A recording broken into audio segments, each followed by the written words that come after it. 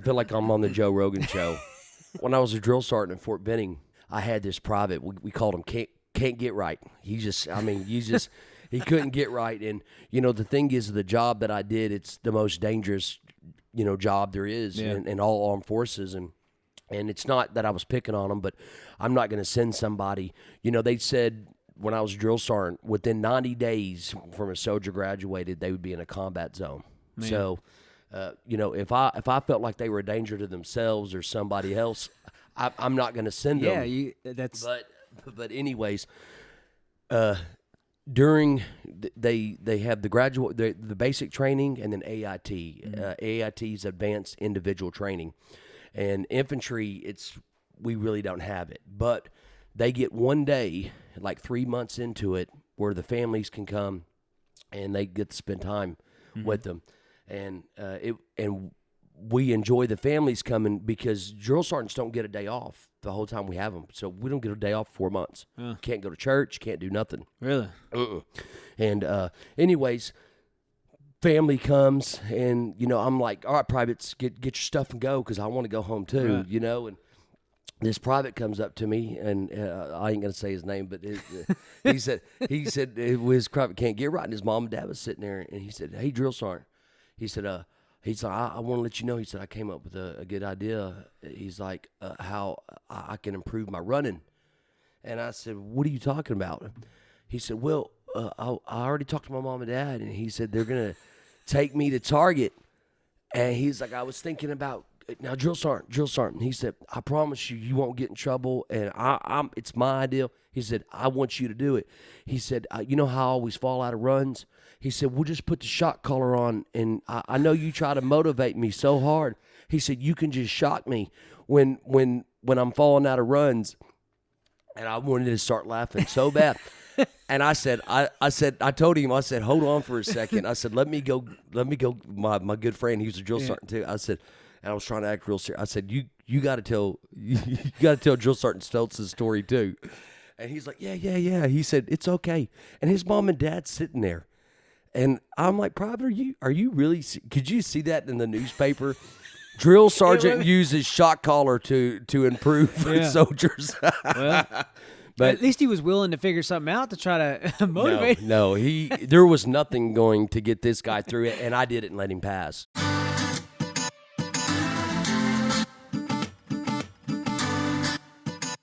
Before we get started, I want to say thank you to all of those who have donated to this channel. If you don't know, you can go to faithandfailures.com, sign up for our newsletter. You can get weekly updates on our weekly blogs, new episodes that come out, and discounts and new items that show up in our merch store. Also, if you're a part of Facebook, we also have a Facebook group. It is called Faith and Failures, just like the podcast, where over 200 people are talking about real topics, their daily struggles, questions about God, real things that we struggle with that we don't always get the chance to talk about in church. So if you get a chance, go check it out. All right, let's get started. I'm just a big fan of World War II. I think that they're the greatest generation that ever lived, really, honestly. I mean, I'm not saying everybody that has fought for this country isn't the greatest, but them guys, what they did. The thing is, like, when we get deployed now, the Army deploys for the longest out of all four branches. So when we get deployed, my first tour was 15 months long. Mm-hmm. And that was rough. That was real rough.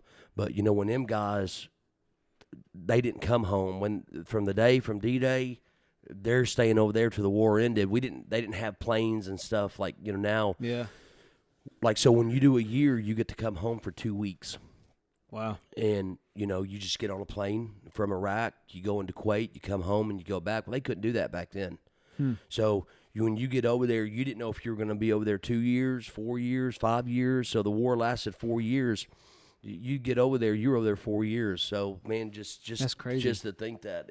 So when I was a drill sergeant in Fort Benning, I had this private, we called him can't get right. He couldn't get right. And, the thing is, the job that I did, it's the most dangerous, job there is in all armed forces. And it's not that I was picking on them, but I'm not going to send somebody. They said when I was a drill sergeant, within 90 days from a soldier graduated, they would be in a combat zone. Man. So, if I felt like they were a danger to themselves or somebody else, I'm not going to send them. Yeah, that's... But anyways, during they have the basic training and then AIT. AIT is advanced individual training, and infantry we really don't have it, but they get one day like 3 months into it where the families can come and they get to spend time with them, and we enjoy the families coming because drill sergeants don't get a day off the whole time we have them. So we don't get a day off for 4 months. Can't go to church, can't do nothing. Really?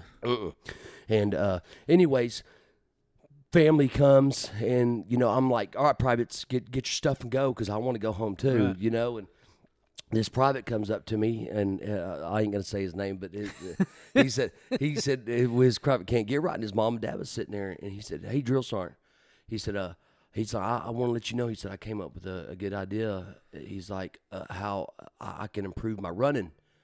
And I said, what are you talking about? He said, well, I already talked to my mom and dad, and he said, they're going to take me to Target. And he's like, I was thinking about, now drill sergeant. He said, I promise you won't get in trouble, and it's my idea. He said, I want you to do it. He said, you know how I always fall out of runs? He said, we'll just put the shock collar on, and I know you try to motivate me so hard. He said, you can just shock me when I'm falling out of runs. And I wanted to start laughing so bad. And I told him, hold on for a second. I said, let me go. My good friend, he was a drill sergeant too. I said, and I was trying to act real serious. I said, you got to tell Drill Sergeant Stelz's story too. And he's like, yeah. He said, it's okay. And his mom and dad's sitting there. And I'm like, Private, are you really, could you see that in the newspaper? Drill Sergeant uses shock collar to improve soldiers.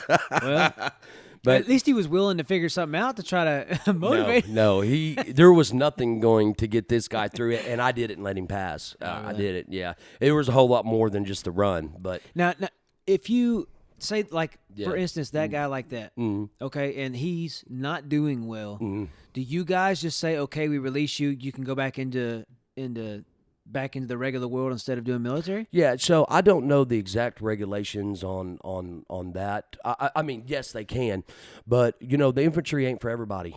Yeah. And like I said, I'm not going to put them in danger themselves or to danger to others. So they can get out. I forgot the exact rules and regs on it, but I want to say they're allowed like 6 months. They have to be out, and then they can go back to their recruiter, and of course they'll already see that he joined. But there's 212 jobs in the Army you can pick from. Okay. And there's jobs that you can pass. I mean, you know what I'm saying?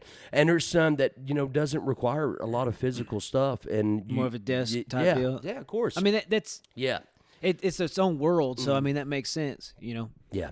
So today with me on Faith and Failures, I have a multi-decorated Joshua Ives. He is a wounded warrior. He's a veteran in the United States Army, and he's come on today.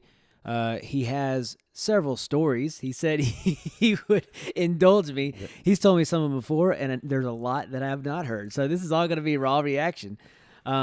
But we wanted to thank you for coming on today. And thank you. Everything that we mentioned, that he mentions, we're going to mention later, Hookset Brothers and websites, and everything that we mentioned, maybe some books that he's read to help him through PTSD and all the things that he's coming back into civilian life will be cited below. So, welcome, Mr. Ives. Well, thank you for having me. I'm excited, man. This I is am like too. So cool. I am. Yeah, I've been waiting for this all week. So I'm glad you agreed. So, so tell me a little bit, like, how you kind of got into the military. Like, what was your reason, and what made you make it into a career instead of just, because I have some friends that they went in and they did their 4 years, get their college paid for, and then they're out. Everybody's got a different reason. Yeah. And when I used to be a drill sergeant, I used to tell guys, I'd always ask them the first day I got them, why did you join? And they're always, oh, God and country. And I'm like, that's not, you're telling me that, but that's not the truth. Look, it's okay what you say, why you joined, For that being said is I didn't come from the best of families, and I had a rough background, and I wanted to get away from it.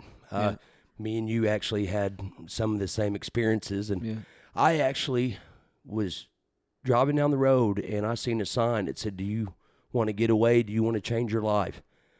And I walked right in the recruiter's office. I said, you don't have to sell me. I said, just tell me where to sign. Really? Yeah, and that's Wow. what I did. And he said, well, what do you want to do? And I said, the hardest thing you got. And Well, there you go. that's where I went. I bet he didn't get that offer very often. No, he didn't. I was an easy sell, so he didn't have to really sell me on anything. So, and I did. I got away, and I'm glad I did. Yeah. So, what did you have to go through the basic training for those who've never had anybody that's related to them in the military? Like, kind of describe what you went through and the conditioning they put you in. Well, it's I've done it twice, and once I did it as a trainee, and once again I was a drill sergeant. Yeah. So I got to see both sides of it, and I enjoyed. I've enjoyed every day. Another funny story though, I actually joined in June of 2001, and they sent me down to Fort Benning, Georgia, in August, and I spent 30 days in the reception station. And I'll never forget, it was September 11th, 2001. Oh. The drill sergeants come pick me up about 5 o'clock in the morning. And one of my buddies had joined with me. And they marched us down and, to our basic training, our company, should you say. And, we're getting smoked. Everybody's throwing up. And, it's they call it Hell Week, And we're sitting there, and it's about, probably 9:30 in the morning, and all the drill sergeants just disappear. And all of us are just sitting out there because we don't really know what to do. All the new guys? All of us. Yeah, we're just sitting out there. And for like 2 hours goes by, we don't see a drill sergeant. And everybody wants to sit down, but nobody wants to, right? I mean, you want to, but you're not because you're scared. I'm not stupid. And then all of a sudden, the first sergeant comes out, and he's like, hey, guys, our country's under attack and we're going to war. And I looked at my buddy and I started laughing, and I said, hey, man, I seen this on Discovery Channel. I said, they say this to everyone. Yeah, I said, this is just routine, man. This is just routine. And, they came outside and, was like, hey, does, any of y'all have family members that travel on a plane daily? Who's from New York? Washington, D.C.? And, that was the reality of it. And, crazy, that was my first day of basic training. Wow. And half my basic training was not like anybody else's. At that time, our bases were wide open. Yeah. Anybody could just drive on or off. Really? Or whatever. Oh, wow. And half my basic training was cut short. I didn't get all the training that I needed. We actually got our rifles, and we were guarding the gates, checking insurances and ID cards. You had to have a government ID because we were on total lockdown. So it was a little different for me, and reality, sure, I guess, man. for sure. But for anybody that's going, I think every young man, if it's officer, enlisted, I think now there's 5 branches or 6. There's the Space Force now. Hey. It's Space Force. Oh man, I started watching that the other day, and I was like, "Oh, Steve Carell's on something else." Yeah. All right, let me see how many episodes I can get in. I like John Malkovich. I just finished. He's such like a crazy he's so like out there.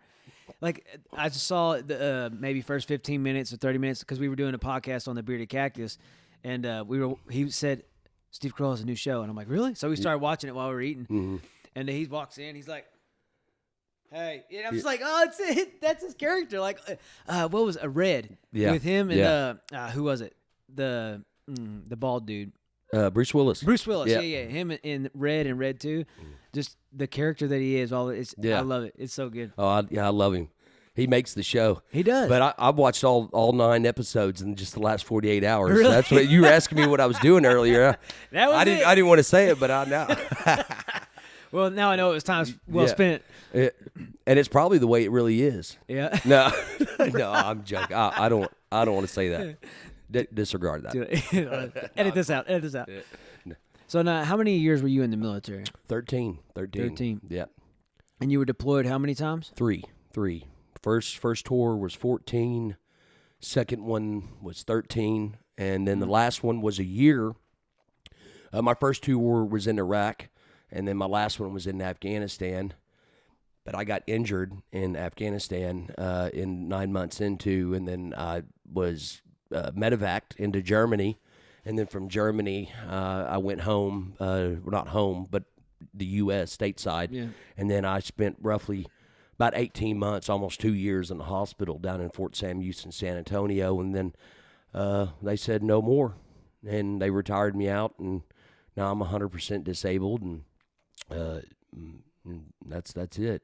Now, what's the story? Your father-in-law has said something about it, that you went in and rescued a bunch of guys, and is that what they give the Purple Heart for? No, the Bronze Star. Bronze Star. Yeah. So I was in the initial invasion into Iraq, and not the actual the very first, but I mean, we were part of the first. Yeah. You know, we went into Kuwait, and got all of our vehicles, and we drove from Kuwait all the way into Baghdad International Airport and fought. Oh, wow. Another little funny story is when we got into Baghdad, all the local Iraqis had let all the animals out of the zoo. And we were sitting there, and, we were sleeping on the desert floor and everything. We had just, secured the Baghdad International Airport, which, of course, we needed the airport so we could start airlifting and, all of our equipment. And we were having to go around and shooting lions, tigers, and bears. Really? I'm not joking. They were running around everywhere. The zoo was right by the airport. And they did it on purpose to get y'all distracted? They looted. It's almost like what's going on right now. They let all the zoo and stuff. And it's so funny. You're out there in the desert, and then you see this bear that's supposed to be in cold weather, and there's this bear out there just running around. Talk about being disoriented. Like I would have been like, no, we just had to put him down. Really? We had to. Of course, but Yeah, you didn't want to sleep with tigers running around. A whole new level of trying to guard yourself when you're over there. Yeah, we were there, and we were in, it's called BIAP, which is the Baghdad International Airport. That's what that stands for. Military loves acronyms. Oh, my gosh. Oh, man. I've noticed. Yeah, but it was just a normal day, and we had this little outpost. It was used to be an old police station in Baghdad, and it overwatched what we termed or coined it, the weapons market. That's that's what we called it, because we knew everything and anything was going down there. Yeah. And we want to show that force and that presence there. So every 3 days, my platoon would go occupy it for 24 hours. And we had 3 platoons in my company. So every third day we would go occupy it and, take it over. Well, we had just gotten done with our 24 hours, and we had gotten back into base, and you hadn't taken a shower in a day. And, you haven't ate real food or anything. And you get the next day, which is called the maintenance day. So you clean your weapons, and our tanks and our Bradleys and stuff. But we had gotten in, and, we hadn't gotten back into the base for, an hour, 2 hours maybe. I had just gotten in. I was just about to take a shower, and I'll never forget my platoon sergeant Ski come running in, and I was a Bradley driver. I drove it. It's a tank, but it's the infantry version of the tank. Mm-hmm. And he's like, get to the vehicle. He's like, Raider. The base we were at was called Raider Base, and he said, it's almost getting overrun. And it's almost like broken arrow. They were getting overrun, which I didn't understand, because there was 4 Bradleys there, and if I could just explain to you the firepower that them things have, it's unreal. One should have been enough type deal. Yeah, but we had an ammo depot there. We had just left 2 hours ago. There was enough ammo that should have lasted a week. He said, and I said, well, what are we doing? Because none of the infantry guys were coming out, and he said, they're almost black on ammo. Black means you don't have nothing. Yeah. And I'm like, they just ran through a week's worth of ammo in less than 2 hours. And so all the guys are running out there, and we're loading the tank up with 25 Mike, coax, and then 5.56 and stuff. And we were going to do an ammo run. And as soon as I got in the Bradley and I put my radio on, I could start hearing all the radio traffic coming through. Yeah. And we already had casualties on site, and they said like they were literally just jumping over the barbed wire. I mean, they were coming in to take us out. And come to find out, what this ended up being is they called the Holy Battle. About 90%, Jihad. 90% of these people wasn't even Iraqis. They came in from Saudi, or it was Iran or Saudi Arabia. I forgot which one of the two.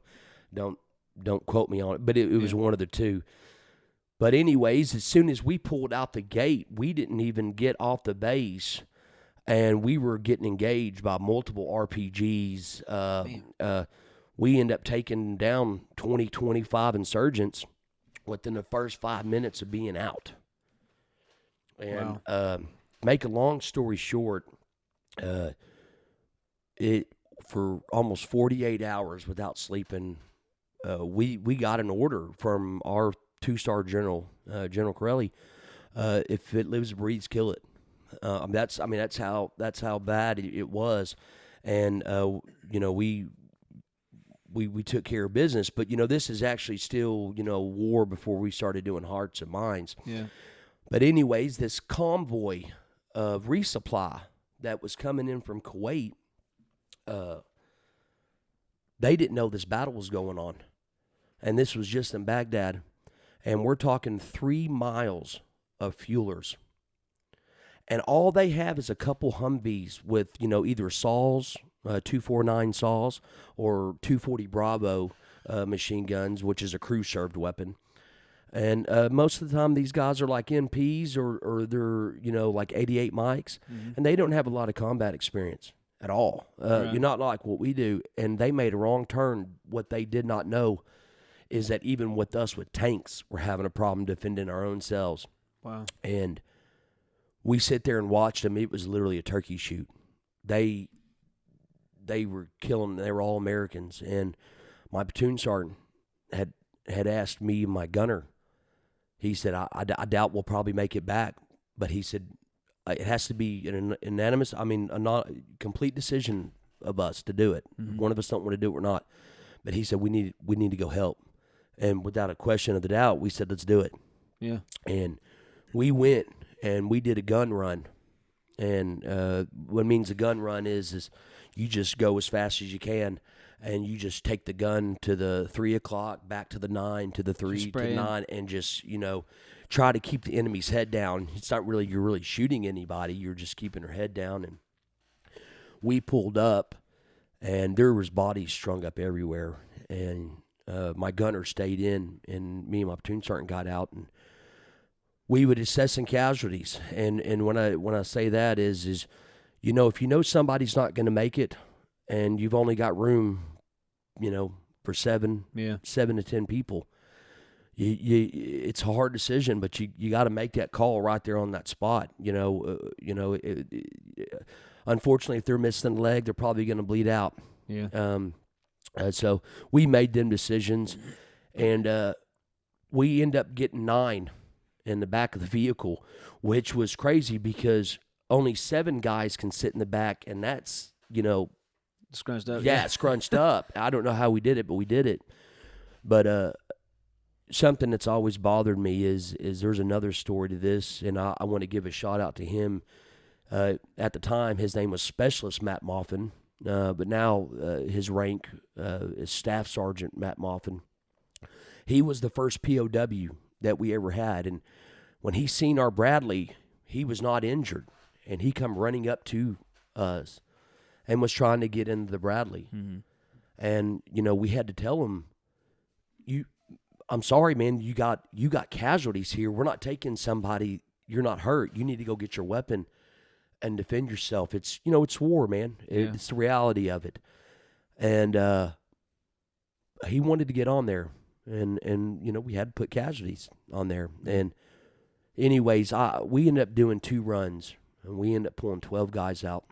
9 of them survived for our runs that we did, and we were the only vehicle that did it to go save these guys. And when we got back, the second time we came back, at the time, Specialist Matt Moffin wasn't there, and He was a POW for, I think, about 5 years. And wow. then in 2013, there were some infantry guys about 3 hours north of where this happened. And one day they were walking on a goat trail, and they seen a uniform in the ground. And then come to find out, they tested it. They found bones, and they have everybody in the military. They have our DNA on file. Yeah. And anyways, they found out that was him. So then he became from MIA to KIA. So, but Damn. yeah, it was crazy times. It was, and and that's the thing is war, man. It's war. Now, was that your first? Yes, that my first tour was my worst, hands down. Man, talk about a break-in. Yeah, oh yeah. They call it baptism by fire. That's what they call it. I mean, sounds pretty accurate. Yeah. I mean, my goodness. Mm-hmm. Like I can't even imagine. Like, I almost went in the military when I was younger. And I was like, no, I want my life to be my own. Yeah. I mean, that's honestly, I was like, I'll do my own thing. I do what I want. Right? So you got a Bronze Star for that? Yeah. Is that what you got the Bronze? Yeah. What other decorations did you get? I got a Bronze Star, MSM, Meritorious Service Medal. What does that mean? It's they used to give this award only for peacetime, but now they do give it, what I've been told, for combat operations. But you've got to be in the military for quite a bit of time. Usually sergeant majors or generals usually get that, but I actually got it for all the service that I did. So that was my getting out award. Thank you for coming award, and it's pretty high. Yeah, it's one of the highest what they call a peacetime award. It's like, so to get this without being in combat, it's a pretty high honor.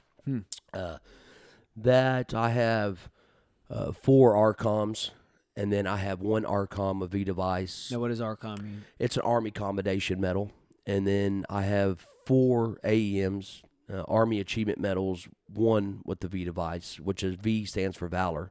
So that, and then I have just a bunch of other ribbons, humanitarian awards, NATO, Iraqi campaign medals, Afghan campaign medals, and so all these. It's just like the more you go in, you've accumulated these over time. Like Global War on Terrorism medal, just the Army loves their ribbons. Do they? Yeah. You look at any other branch. And rhythms. Yeah, you look at any other branch. Ours goes all the way up to here, and you'll see the Navy, and they'll just have 2 rows. Hey, that's pretty cool. Yeah. Like on that show, they had them like all right here, and I was like, "Is that real? That looks like it's too much. Is that real?" But that's oh yeah, that's, oh yeah, oh yeah. It is. It's definitely funny. Real for sure. That's funny. So, now, you had your first child while you were in the military, correct? Right. Now, was that during your first tour? Well, Crystal actually had Cadence about 2 months before I deployed my second tour. Oh, okay. My second tour. My first tour, I was not married. I was single. Oh, okay. But I met Crystal about 2 weeks after getting back my first tour. Oh, really? And but on my second tour, Cadence was only 2 years old when 2 months old. Mm-hmm. When I came home, she was almost a year and a half. Wow. Yeah. Missed everything. Was that weird? I yeah. mean, like, it's your kid, but you don't. I couldn't even sleep in the bed, I think, want to say the first 3 or 4 nights, because she had been sleeping, with Crystal, for the whole, 13 or 14 months that I was gone. And, 2 months old is not enough for her to remember me. And It's like, she would just sit there. I tried to the first night to sleep in the bed, with her between us. And she just sat there, and her eyes as big as, and just staring at me. And just immediately just started crying. What are you doing here? Like, who are you, and what are you doing here? I don't know who you are. And, so I ended up sleeping on the couch, which the couch was better than when I slept in Iraq. So I wasn't complaining. Right. Well, was that when y'all were in Hawaii? No, we were in Fort Hood, Texas. Clean. Okay. Yeah. When did y'all go to Hawaii? After I was a drill sergeant, and Okay. we went to Hawaii in 2010. Yeah, their tours are usually 3 or 6 months. So they say they do 2 or 3. That might equivalent to a year. My first one was 15. My second one was 13. My third one was a year. Now, why is it such a big difference in the branches? Or do you know? Well, yeah, I do. The Army, they say, is the definition is to begin the war and end it. And we all have different mission statements, and we all have our roles. And don't get me wrong, if I could go and spend 6 months over there, I would and go home. Yeah. It's not comparing branches or anything, but just they go for that specific thing yeah, and they it's come rough. back home. Yeah, I think I could have done more. Of course I could have done more, but I would have loved to be able to go in there 3 or 4 months and come home. Come home. Yeah, And go I back. mean, yeah. And don't get me wrong, I loved it. Yeah. I loved being in the fight. Yeah. Yeah, I did. But anyways, on my second tour, my sergeant major came up to me about a month from coming home. You come down on orders. They select you to be a drill sergeant, and I was super excited. Okay. Yeah, I was super excited because, I just had Cadence, my daughter, which is now, like I said, almost a year and a half, and years old, and I'm like, well, man, this is going to be a break. This is going to be a break. I'm guaranteed because drill sergeant, the minimum's 2 years. Oh, that's cool. Well, lo and behold, I didn't know that being a drill sergeant was almost harder than being deployed. Oh, really? Yeah. It was. He thought it was a break and ended up being No, the opposite. it's 7 days a week, and when I say this, I'm not playing. People are like, oh man, you got to get a day off. Oh, and I'm like, no, you're there an hour before the privates get up, which is about 4 a.m, and you're there about 30 to 45 minutes after they go to bed at 9. So you don't get home to 10:30. You still got to eat. You still got to take a shower. How do you function? You still got to do your clothes. You still got to spend time with wife and kids. But really, when I was a drill sergeant, I came home, it was dark, and Crystal and Cadence was asleep. When I left, it was dark, And they were Crystal was still- asleep. Man. Yeah, and it got to some points where we all have our own offices there, and a couch. A lot of times I just wouldn't come home because I was like you said, I needed so much sleep, or I needed much sleep. Yeah. That it was just easier for as soon as it was time for me to get off, just go Just lay down on the couch. Yeah. And we had a shower and stuff there, so some nights I would just do it. And it was the way it was. The only time we did get off was Christmas break, but we don't get off for 4th of July. Really? No, not when you're a drill sergeant. Because you got to think, if the privates, we don't send them home. It's basic training, right? Yeah. We can't send them home. So if they're there, you're there. You got to control them. Man, that's tough. Yeah. That ain't no joke. Yeah. The only thing I got out of being a drill sergeant was to get to choose my duty station, and we chose Hawaii. But Now, you just did 2 years? yeah, I did my 2 years. Just 2 But years. I'm like, hey, I want to go to Hawaii.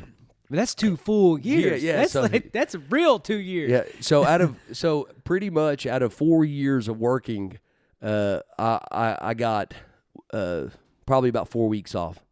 So you get 2 weeks. That's the only thing is you get 2 weeks off. What they call Christmas exodus. So, and that's everybody. That's the only thing is. So Man, that's a full year. That ain't no joke. 1 year, you In don't 2 get a day weeks, off. that's it. Yeah. But So now, what did you do once you were in Hawaii? yeah, so I guess it's the roll of the dice. As soon as I got to Hawaii, I'm like, man, I'm so pumped. It's Hawaii, man. Yeah. I mean, my goodness, man, we were just stoked. And as soon as I get there, I land. My battalion XO, Major, I forgot, I think his name was Major Throckmorton, but he was sitting there waiting. When you And got off the plane? Yeah. What is going on? Yeah, Why? he's like, we're going to NTC in 2 weeks. Now, what does that mean? A national training center in California. And he said in 3 months we're going to Afghanistan. And I'm just like, I just chose. I don't know why I did not think to look to see on who was next up for deployments. Yeah. But I get to Hawaii. I'm there for 2 weeks, and you got to think I got to move into my house. Yeah. They send me to California for 30 days. I come back, get another 30 days off, and then I'm in Afghanistan. Holy crap. So I never even got to enjoy it really. See you later, wife. Crystal did. Crystal loved it. Your dad told me he did too. Yeah. He said, "Man, it was beautiful over Listen, there." I had family members I never knew that I had. You, Right? Everybody's calling you up. Oh, can we come visit? Oh, yeah. Yeah, we hadn't seen you in forever. Oh yeah. Sure, I'm not there. Why not? Room and board is is really what it costs. Well, I mean everything costs there, but especially if you know somebody to stay with, it's a whole lot better to go that way. He was telling me the price is just a round trip, and I was like, "Holy crap!" Yeah, It ain't about cheap. 1,200 a person probably. Man, Yeah. I can't swim. It's Yeah. Yeah, no, it's Put crazy. me on the long ferry. I'll see y'all over there. So now, you still are suffering from PTSD, correct? Well, old saying is war's only over for the dead. Yeah. And that saying is it's never over for us. It does get better over time. Mm-hmm. For some, and hopefully everybody. I pray for all the soldiers and all this stuff. But it's rough, man. It's rough, especially being in for longer periods of time and multiple deployments. The thing is right now 22 a day, man. 22 a day. That's how many soldiers kill themselves every day. Man. And it's because of like I said, it's never over, man. It's never over. I used to have it real bad. Really? I just faith, family, friends, and time to me was the healer for me. Yeah. It just I felt like I was institutionalized a little bit, and I still have moments and situations and places and sight sounds, stuff like that, but not as frequently as it was maybe just 3 or 4 years ago. Now, to help the listeners, the people who either have someone who is just came back from deployment or is in the middle of deployment, how can you maybe the ones who haven't suffered through it, they don't understand it, how can you help them to get a little better grasp on what's going on in the mind of the one who suffers from PTSD? Well, the military, went about this the whole wrong way. You go tell somebody that you're having problems, you're considered weak. Yeah. And you don't want to be labeled as that. And that's where the problem is. When you're actually in, you bottle it up. Yeah. And that's a no-go. That's where the problem lies. And for, anybody listening is talk to somebody, anybody. Yeah. Talk about it. The more you talk about it, the better it helps. It's when you bottle it up and you don't let it out and get them feelings out. And especially like a lot of us tough guys, like, oh, I'm a tough guy. I don't, it ain't going to bother me. Oh, it will. And what happens is, it's like, I never forgot a psychiatrist told me this one time when I was talking to him. He said, who you got to be scared of? He said, it's not the guy in Walmart that's screaming at the cashier. He says, it's the guy it's the cashier that never says nothing. Right. And everybody's screaming at him because he doesn't never defend himself. One day he's going to blow up. Yeah. So, like I said, get out there. There's a lot of organizations out there, chaplains, anybody, friends, family, Nope, nobody will look down on you. Is there, now, when did y'all move to Bullard? That was after you were already... February 2013. Okay. And you were already out of the military by then, right? I got, the day that I got out, I moved here. Oh, really? Never even been here before. What'd y'all come for? The schools? Samantha and Eric. They okay, they were that's right. here. Y'all follow each other. No. So this is the thing was, I'm from Houston. Crystal's from Corsicana. Mm-hmm. And my wife looked at me and said, well, I'm not moving to Houston. And I said, well, I'm not moving to Corsicana. So it was like, but we don't want to leave Texas. Right. So we were like, hey, Bullard sounds cool. We'll just go try it out. And we don't like it, we'll just move somewhere else. Yeah. But we ended up loving it. Of course we do. Yeah. I mean, it's a good place to live. Yeah. Yeah. We're pretty much neighbors. Yeah. So, like, how do you cope now? How do you cope now with, you said it got better. Mm-hmm. You started talking about it. You started understanding that it takes probably a lot more strength to talk about it than it does to keep it in. What now? I know you fish a lot. Mm-hmm. Is that a part of your therapy that you do? Yeah, man. When I first got out, I resulted into drinking. Yeah. And I got to be careful about saying this, but the drinking helped just that moment. Yeah. But it didn't get rid of the problems. Right. They were there. It always does. And when you woke up the next morning, they were there, but even worse. Yeah. And I'm not saying because that's why I'm saying I got to be careful. I don't want to say that like saying that was the way, but I was pushing everybody away. Yeah. Me and my wife almost left me multiple times, which she was all in her right too. Yeah. And that was not the way. That was not the way. And the thing is, when I say drinking, I mean I'm talking like sitting in the garage. I don't ever go to bars. It wasn't like hanging out with friends. I wanted to be by myself in the garage, out in the back porch, not talking to nobody, and just drink myself until I could black out, or at least until I couldn't remember anything, because I was trying to suppress the memories. Yeah. But it was bad, and Crystal, we split up a little bit. Yeah. And that's when I had to do a gut check, and I said, hey, look, but my mom and dad both died of alcoholism. And I said, look, you reality of it is you're going to die the same way your mom and dad is, and you're going to die alone. Yeah. Or you better, get your crap together and, straighten up. And I did. And that was just about 3 years ago.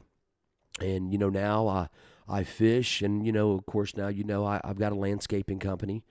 And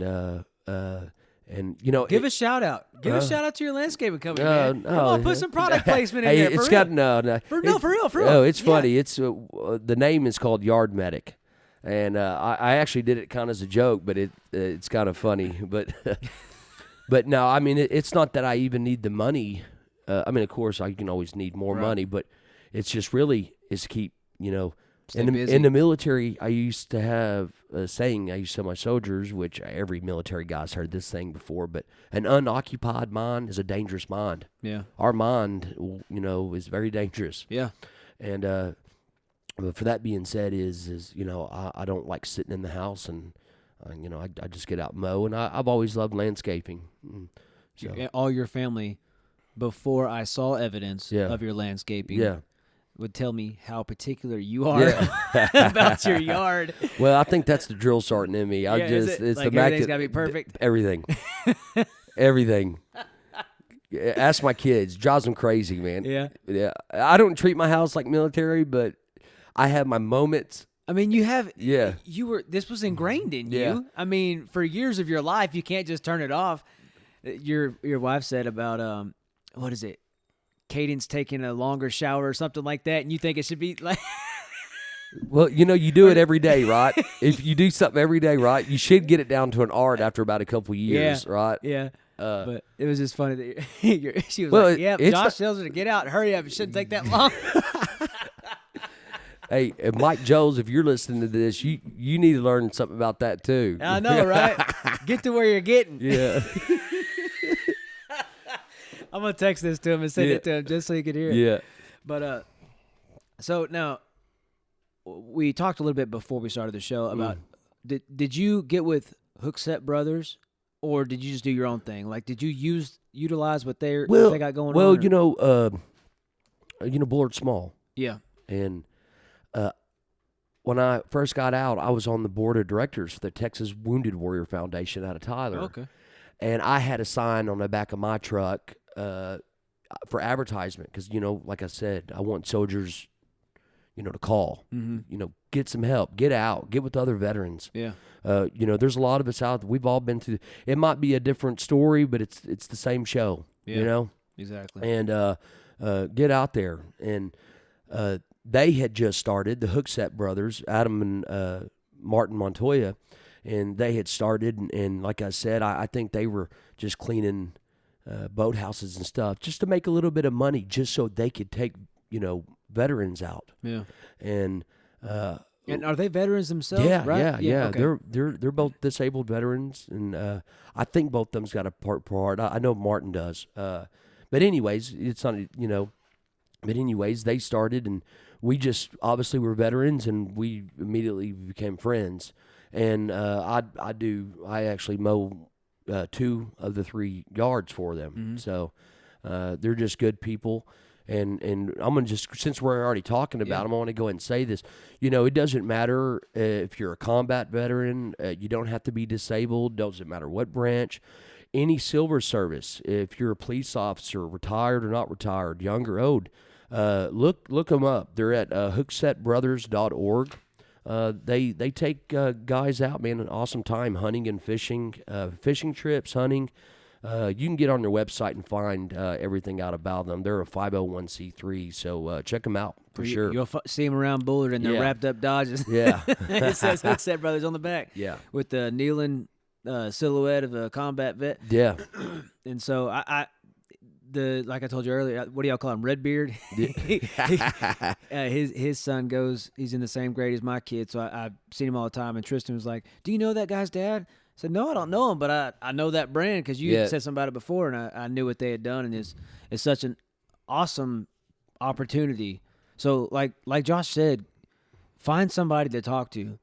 Find somebody who will understand, because you can talk to me all day long, but I don't understand.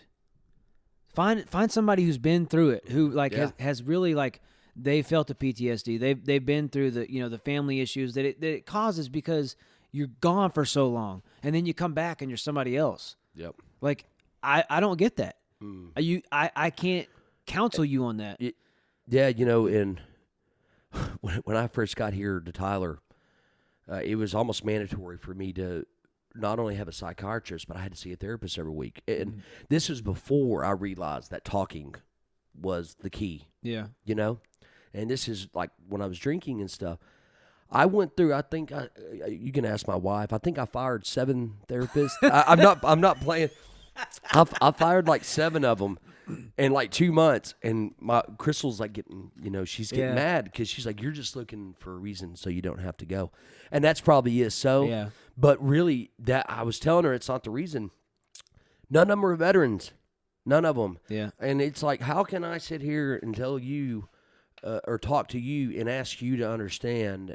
But now hear me out when I said this. That was me just being stubborn. And eventually, I found one that wasn't a veteran, but he's here in Tyler, and he understood. I felt like he was kind of a country boy. Yeah. And he understood.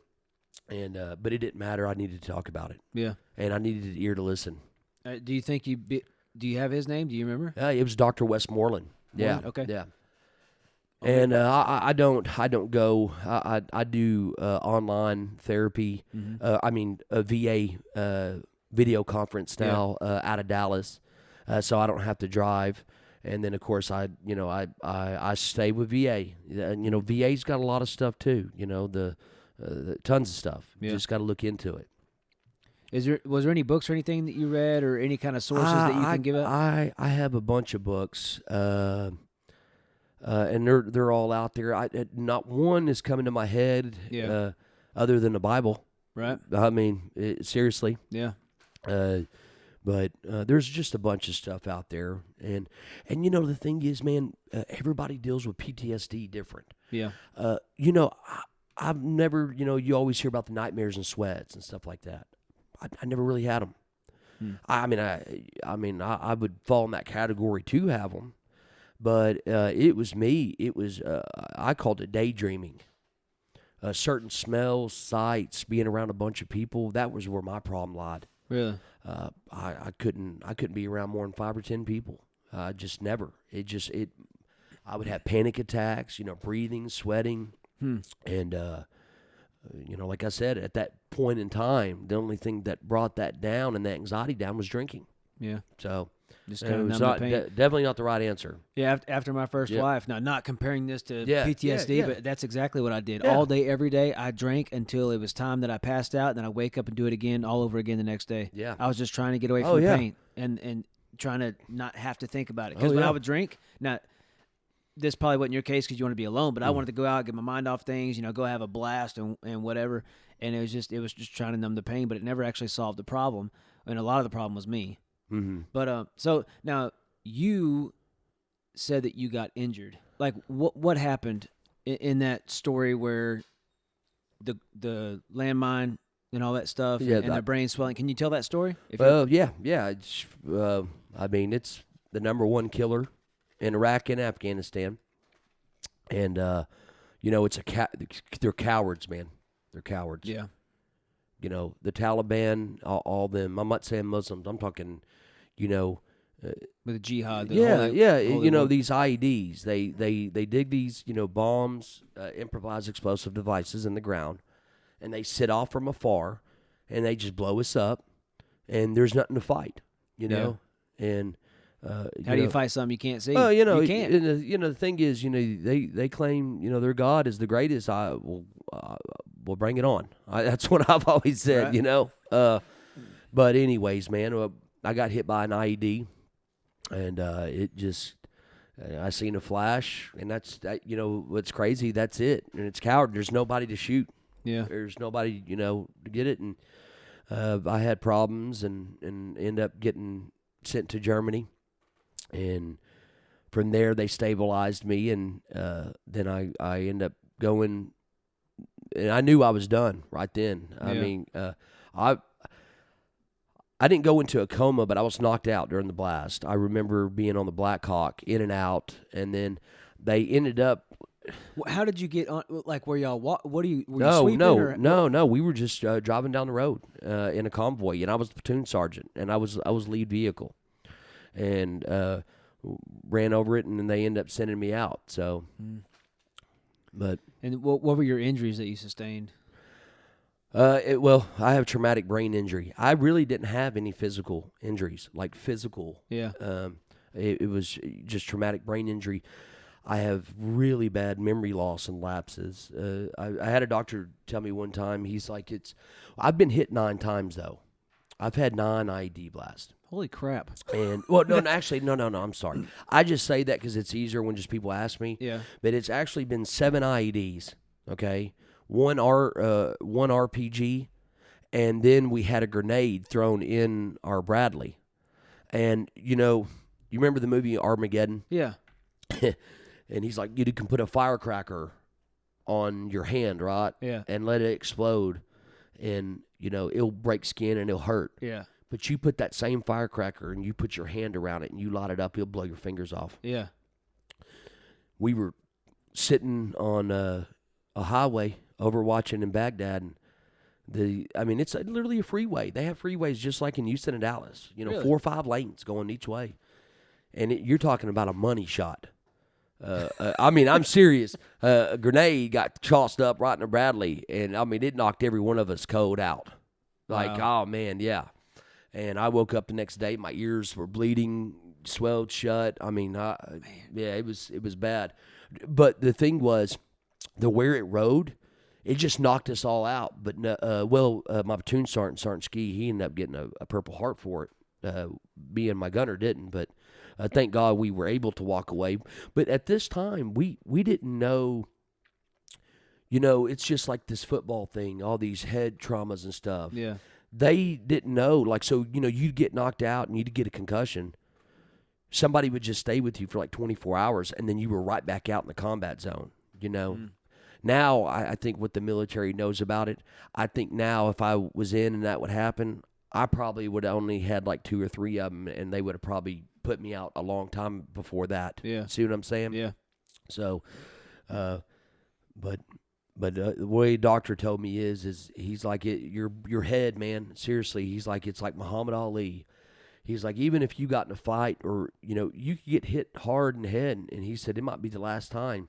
Because, once you're prone to a concussion, every one, it gets worse and worse and worse. And you see how Muhammad Ali is. Yeah. He used to do the rope-a-dope. Yeah. And he could just let people pound on their head. And that's exactly what a doctor told me. He's like, man, you because of the memory loss and stuff like that, I don't know how many more you can have. That's why you can't stay in. And that was the main reason, 100%, is due to the traumatic brain injury. So that's... No, you said... It's funny because we talked about it one day because Yeah. I didn't know about this, and you talked about your memory loss, that somebody could walk up to you and you would know their face, Yeah. but you couldn't remember their name. No. And I'm just like, man, that's so weird. And then you have a thing on your phone to find your vehicle that helps you remember where you parked it. Yeah, so the doctor told me, he said the good thing is it's not going to get any worse. But he said it's like the same thing as having Alzheimer's with my memory. And what I was telling you the other day about it is I don't get to pick and choose what I want to remember. That's what he tells his wife, too. Yeah. I'm just Nice. But no, I don't get to pick and choose. And one of the biggest things I have is I can remember people's faces. Yeah. I might meet them 30, 40 times. Sometimes I don't remember. And it's crazy. And I've gotten pretty good at, finding ways around that, Yeah. I'll be, somewhere, someone come up to me and be like, hey, Josh, how's it going? And, used to, I'd be like so embarrassed. And, Yeah. and in the beginning, I would just ask, who are you? And you could tell, like, and I don't want to sit there and have to explain my whole story, like, hey, look, I'm sorry I don't know you. I got traumatic brain injury. It's not you, or, please don't take no offense to it or anything. But I've gotten good where I've got this little thing where I do now. I'm like, yeah, man, I forgot. When was the last time I seen you? So I can get them to say something that hopefully I can trigger a memory where I don't have to ask for their name.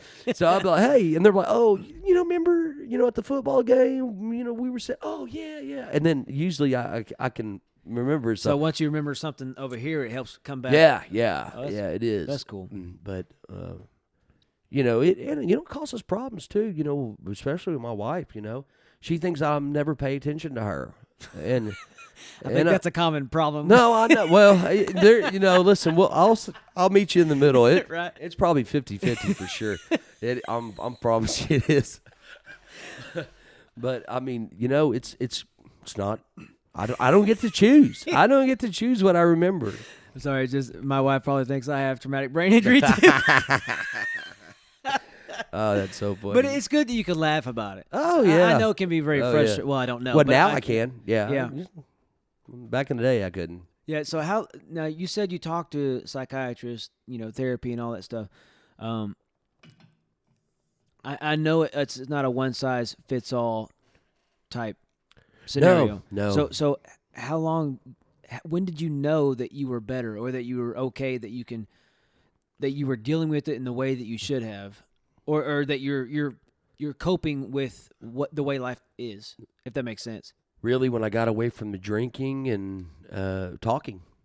Yeah. And like I said, everybody deals with it different. Mm-hmm. And I want everybody to know this. When I first got out from VA, and I'm not talking bad about the VA, but I'm being honest. The VA is overmanned. Undermanned. The doctors and the workload that they have veterans is, doctors here, civilian doctors could never have that many numbers. Yeah. They don't have time to really help you. And when I first got out, I was taking 21 pills a day. Wow. All they wanted to do is, hey, if we can suppress him and keep him in a coma, yeah, that's all we need to do.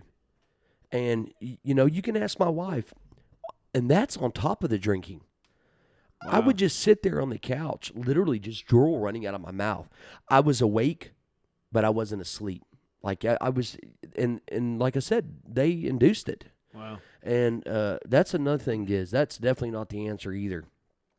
Like I said, you can suppress the problems, but they're not going to go away. They're always going to be there unless you talk about it, and then you realize there's so many other people out there that's got the same problems, and then you know that you're not alone, and what you're feeling is not normal, but it's normal for what the stuff that we've been through. Yeah. So is there are there any groups or anything that you can reference that you're a part of, or support groups? Listen, just type in PTSD.org.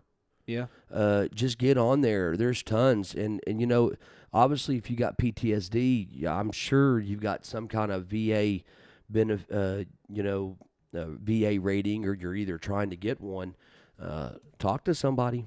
I mean, it's if not, it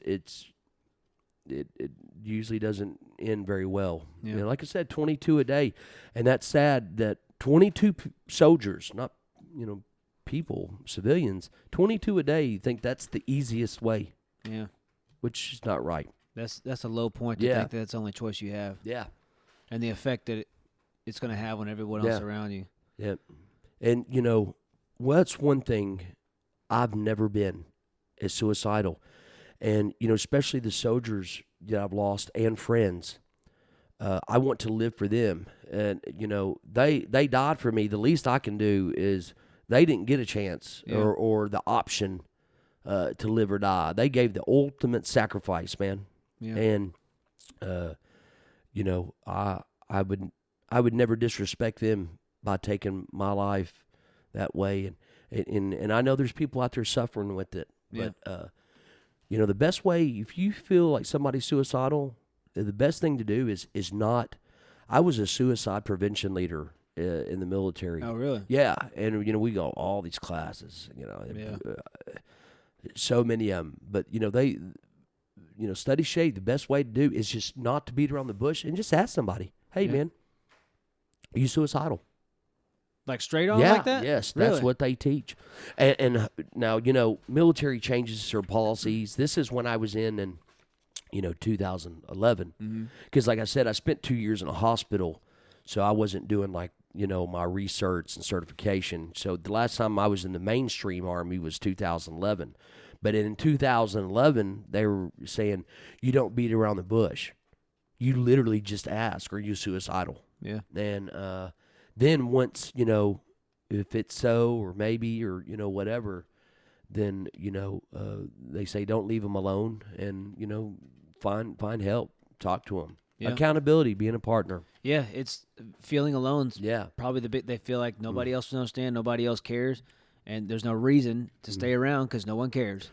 But that's just showing that someone cares, that someone's interested in them, and yeah, man. Yeah. Just call them up. Hey, man, what are you doing? Want to come eat dinner? Yeah. Just anything. Hey, come to church. Yeah, that's a really good one. Yeah. Now we can go back to church. Yeah. But, not, to take anybody's trademark, but I do love the saying, Wounded Warrior Project's saying is the greatest casualty is to be forgotten, you know.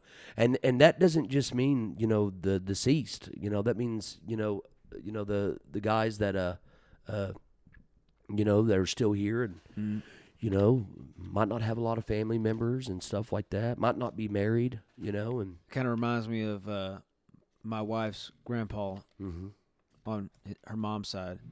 He was a vet. I didn't even know. Yeah. But he's like living in a trailer by himself. Yeah. No wife. Dangerous. No girlfriend, stuff like that. Now, he never seems, but he's a quiet man. But and then didn't even know about the benefits that he was owed when you started talking to him about all that stuff, the process and everything. And I was like, man, I didn't even know. Yeah. He doesn't bring it up. He doesn't brag about it. But he's a very humble man. Yeah, just kind of. Yes. And I didn't know exactly who you were talking to about, but until now, yes, of course.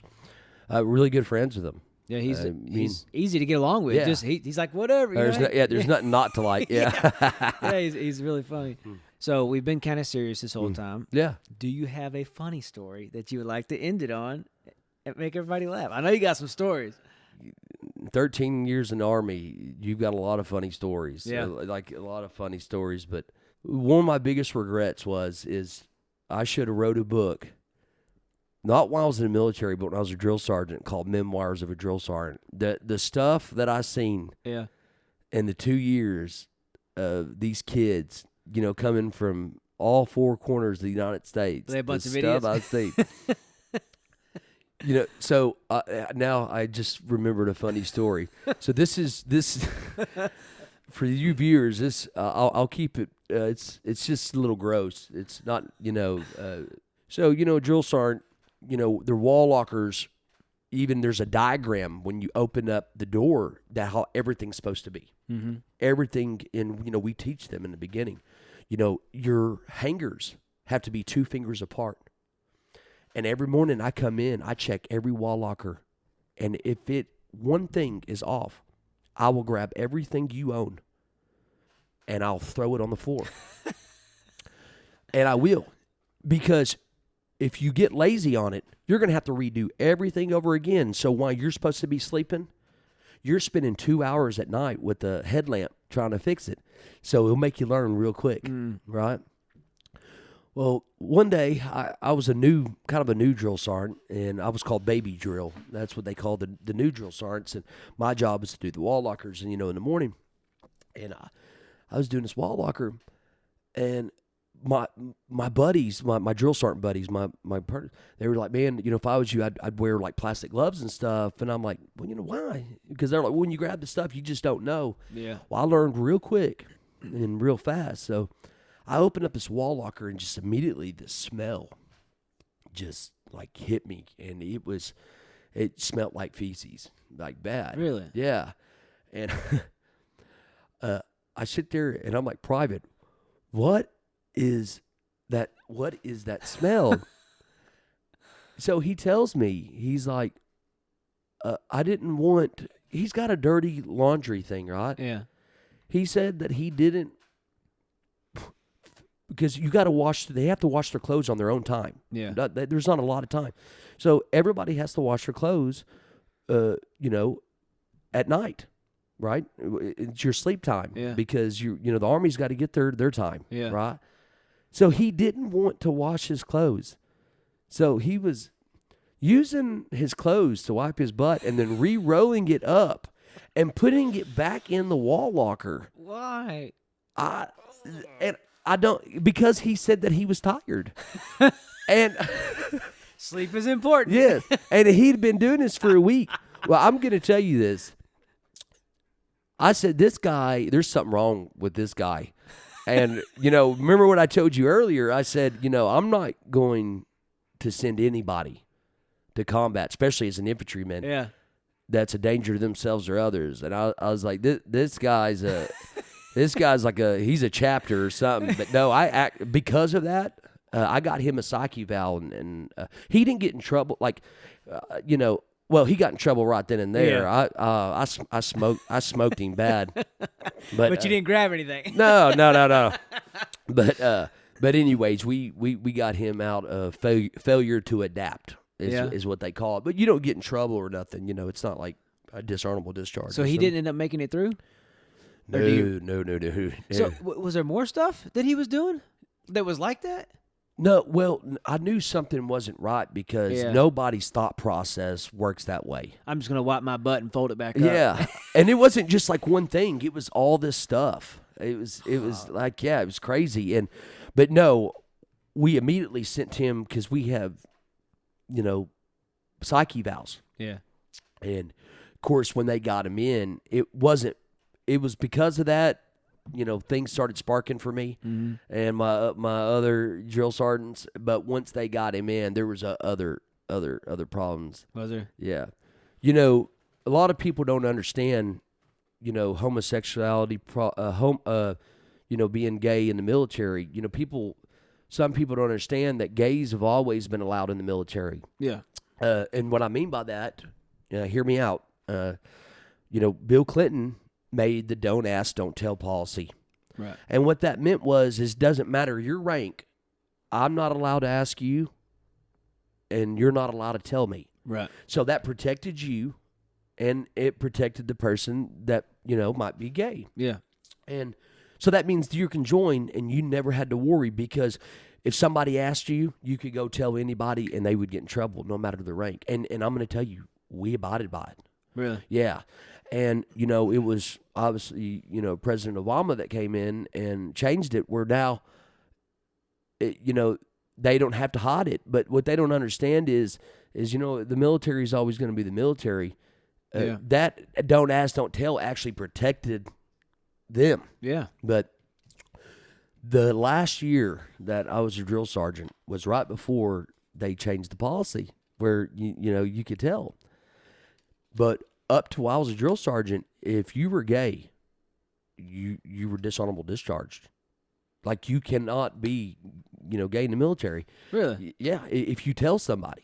So that's why if you tell somebody, you also if get you in tell, trouble. yes. Okay. I thought they just got in trouble if they But asked. especially in the infantry, if, you know, somebody finds, well, like I said, things have changed. Right. Now, this is 2007 or 8. You tell somebody, especially in basic training, you know, you see these shows where, you know, or these movies, military movies, where at night they'll beat you up. Yeah. Yeah, it's truth. Really? Yeah, they'll get you. You know, the thing is, man, we have community showers. Yeah. And you're living with these, you know, guys. You don't want to be taking showers with all these guys, and you think somebody, you know, might be either coming on to you or looking at you. Yeah. But anyways, they knew the policy. All my privates did. And I had this private come up to me, and he's like, "Drill Sergeant, I need to talk to you." And I said, "Okay." And I brought him into my office, and he's like, "Drill Sergeant, I just want to let you know I'm gay." And I said, "Oh, really?" I said, "You're gay?" I said, because I said, I'm not saying I'm an expert, but I said, I said, you don't come off to me as gay. And he's like, "No, I really am, Drill Sergeant. I'm gay." And I was like, "I just want to know what I can do to get out." That's what he was hold doing. on, no, hold on. And he's like, "But I fear for my life." So as soon as they say that, it doesn't matter what you think. Yeah. But I told him, I said, "Okay, well, hold on." I said, "Sit down." I reached over in the filing cabinet, and, you know, I have a packet on every soldier, and I have his home phone number. And I grabbed my cell phone number, and I said, "We're going to call your parents. And I'm going to put them on speakerphone, and I want you to tell them I want you to tell your mom and dad that you're gay." And his eyes got about that big around. And I was going to do it. I was going to call his mom and dad, and he was going to tell them he's gay. And he looked at me and he said, "No, just I'm not gay." And he turned around and left. He was just trying to get out. Yeah, Man. but yeah, Hey. but it's funny. Like I said, I should have wrote a book. There's so many stories that I couldn't remember all of them, from the shot caller to all of them. Can't get right. I'll never forget him. Man. But hey, left a mark on you, right? Yeah. A lasting impression. Yes. Well, I appreciate for you coming on and sharing a little bit of your story and kind of shedding some light. I think it's very important that people be aware of the depths of family, you know, other military guys, whether they're in it now or they are out of it, the family struggles, the PTSD, the coping with what comes after. Yeah. Like, it's serious issues that need to be discussed and need to be out in the open and not shun them away, or not just put them to the side and just not talk about it. It needs to be talked about. There is one more thing. You asked me earlier. I cannot believe I forgot this. If you're listening to this, and, you know, there is a couple criterias. If you got to be a Christian, okay? Don't matter what denomination. You got to be a Christian, and you have to be married. I'm sorry, I didn't make the rules, but it's truth. But Franklin Graham, Billy Graham's son, which is now in charge of Samaritan's Purse, he created an organization called OHOP, and it's called Operation Heal Our Patriots. And me and my wife got to do this, and I'm telling you, hands down, it was the most amazing thing I'd ever done. Franklin Graham flies you and your wife up to Alaska. He owns an island. It's just for us. Really? And you spend a week there, and they have planes. Every day you get to get up and figure out what you want to do. There's no cell phones. There's no TVs. you do devotions and stuff every day, and it's about rebuilding your marriage and stuff like that. But anyways, there's a bunch into it, but this is what the really cool thing is, okay? Franklin Graham realized that there's all these organizations out there that does something, but it's just a one-time thing. So once you go to Alaska, every single year, every single person that goes, he flies us all together every year, and we spend 3 days together. So last year it was in Dallas. This year it's in Orlando. Really? And there's over like 2,000 of us now. Wow. And they pay for everything. Holy crap. Yes, and we were supposed to have it back in about a month and a half ago because of coronavirus. But anyways, check it out. It's OHOP. I think ohop.org. You can just Samaritan's Purse. Franklin Graham's the president of it. Check it out. You'll love it. Our guest speaker this year is going to be the Robinsons. Oh, cool. Yeah, that's cool. Yeah, just a bunch of cool stuff. So check it out. And like I said, the criterias I didn't make up, but that's that. So go find you a spouse. Yeah.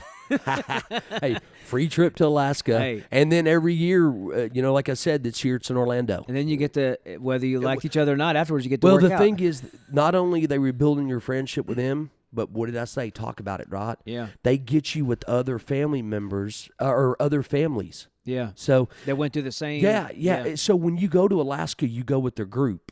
And that's like class, like you'll get it like a number. Yeah. So like, your group number 40 or 50 that came, and they put you in them same groups. So the people that you spent that week with in Alaska, every year you get to reunite with them. Oh, that's cool. Yeah, man, check it out. So you have lifelong friends that you can really talk to, call up, Yes. say, hey, I'm struggling with this. Yeah, me too. Yeah. That's really cool. That's important. Yeah, and I wouldn't even imagine, I can't imagine how much money to bring, 1,000 to 1,500 people, and every year it's bigger because every year they send people to Alaska. So like last year there was 1,400 of us, right? Mm-hmm. This year is going to be 1,700 of us. Wow. And they're putting us up at SeaWorld. Man. That's flights, everything's covered, everything. And that's amazing. And it's all Christian based though. Yeah. So and which is great. Yeah. And I love it. That's it. I just want everybody to know that. Cool. Well, we appreciate it, and thanks for coming on today. And everything that we mentioned today will be cited below, the websites. Just be willing to talk to somebody about what's going on. And if you are not going through it, but somebody you know and love is, be compassionate and be understanding. And know that we're trying to do this all together. We'll see you next week.